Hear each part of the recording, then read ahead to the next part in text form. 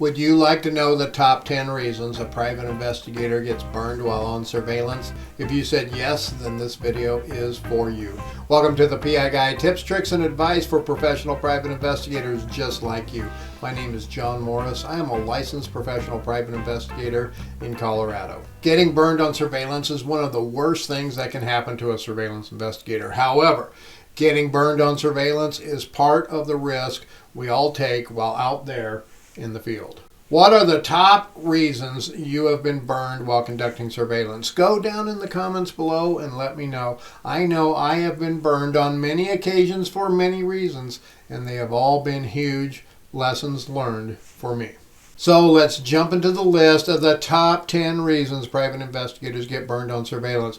First is the surveillance vehicle itself. Does it stand out or blend in? I once had an old Pontiac van I did surveillance in, and man, I loved that van. It had 2 rows of seats in the back, but each seat was individual, not bench seats, so I took out all of the seats except for the very middle one. Then I could sit on it, and I literally had a 360-degree view all around me. From the observational standpoint, that was absolutely ideal. I could park just about anywhere and watch just about anything from the comfort of that back seat. To top it off, it had no console for me to jump over, and I had tons of room in the back for all of my gear. And it was bright red, folks. I mean red, really red. Now, I had the surveillance vehicle only about 6 months before I realized a huge problem with it. It was red, really red, folks. Yes, I learned a huge lesson with this van. It simply stood out way too much. After that, I started buying soccer mom style vehicles with neutral colors to keep me as covert as possible while still providing some creature comforts I needed while out there on surveillance. Number 2 on our list is the initial stationary surveillance position and setup. Even if it is a mobile surveillance scenario, you will most likely have to set up stationary surveillance at the beginning. If you are too close to your subject's residence or location, you are more likely to be burned, to be sure. I generally recommend at least 3 or more house differences in space or even down the street on another block. Regardless of how well your vehicle blends in, if you are set up too close, your subject may well take notice of you and your car, as he will see it every time he leaves his house and may easily see you inside the vehicle or see you start the follow when he leaves. Pretexting makes a huge difference in surveillance burns, folks. I hate it when a client asks me to pretext, but sometimes it is just necessary. If I think I will have to pretext, I definitely try to keep my distance when I set up my stationary surveillance position. There is nothing worse than doing a pretext call or a pretext door knock than seeing your subject coming out of his house and looking up and down the streets, then staring at your vehicle and giving you the old evil eye.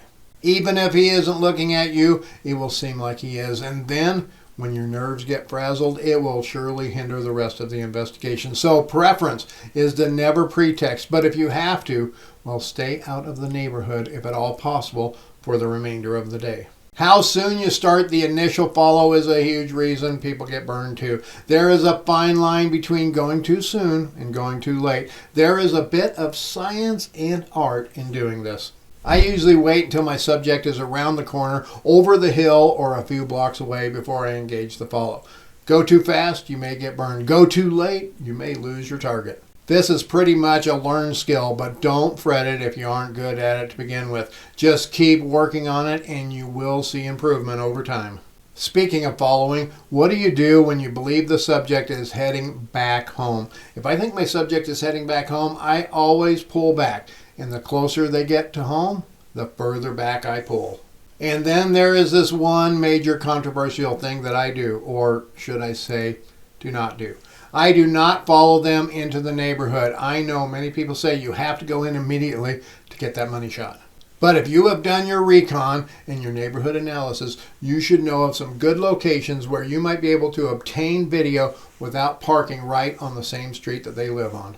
I try to find locations down the road a ways, even if it is a few blocks away. It is easier to get video there without getting burned than after they have gone inside. I can regroup and I can reestablish stationary surveillance. Now, bonus tip time. Let's discuss that stationary surveillance position, folks. Don't have one stationary surveillance position in mind when you go out. Rather, have several ideas of where you can park. I rarely use the same stationary position twice in a row, especially if I just got done following my subject back home. Covert video is great, folks, and a must in most surveillance jobs. If your subject goes into a grocery store or mall or wherever, and it is safe to go in and get that covert video, then by all means do it. But make sure you change up your appearance either before you go in or after you have captured that covert video. I have seen it many times, folks. The PI is doing good, gets the video at the residence, has a successful follow, and then suddenly, after the subject is at their third stop, he suddenly becomes aware of the fact that he has seen this guy all morning. Carry hats, shirts, and even different glasses with you to change up your appearance each time. I wear glasses. I have sunglasses. I can go without my glasses. Teaming this up with a ball cap or a different style shirt can really make a big difference. Bonus tip again, if you don't wear glasses, you can get protective glasses that look like regular prescription glasses as well. Buy several types of sunglasses, not gaudy, bright colored ones, just different framed ones.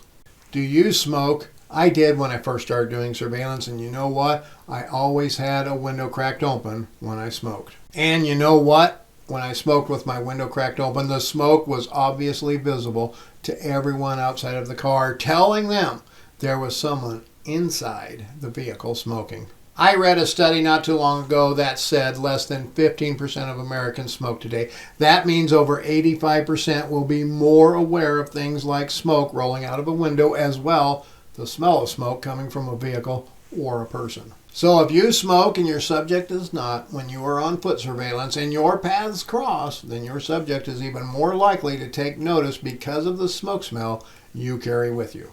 A running vehicle on surveillance will get you noticed, folks. I know a lot of surveillance investigators today just don't care. Me, I try to never run my vehicle if at all possible. I know, it gets hot inside that car, and I know it gets cold inside that car. There are options for staying cool and warm, and running your car should not be one of them, except in the most extreme cases. Now let's go back to your surveillance vehicle really quick, folks. Blending in during the follow and blending in with the neighborhood are often two different things. I know it's not cheap to keep and maintain multiple vehicles for surveillance, but sometimes you may have to have two vehicles at your disposal. If you had a newer soccer mom crossover SUV, that might be great on the open road during a follow. But it may stand out like crazy if you are doing surveillance at a brownstone apartment building in the lower income areas of town.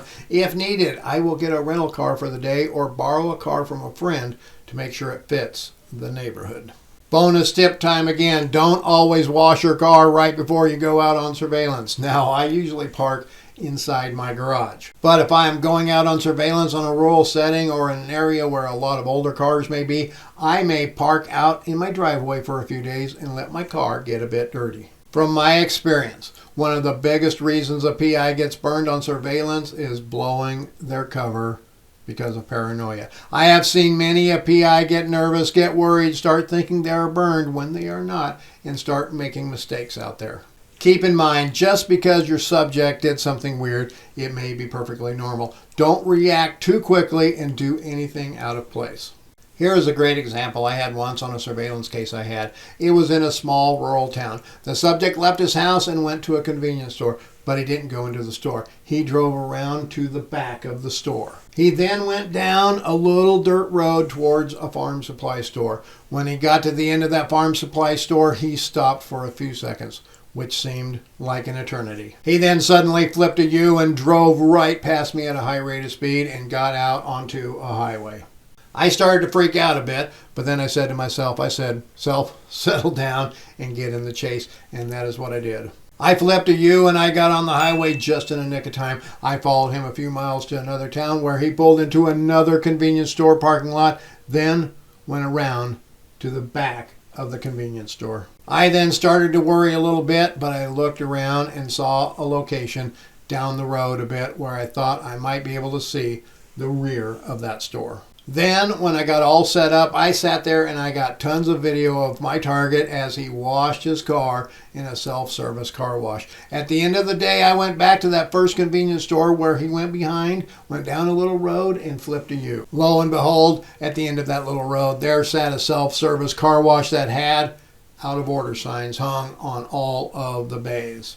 Had I let my paranoia get the best of me, I would have never followed him out and would have gotten very little video. Hey, here are 2 more videos that I made just for you. And remember, folks, remember, stay safe out there.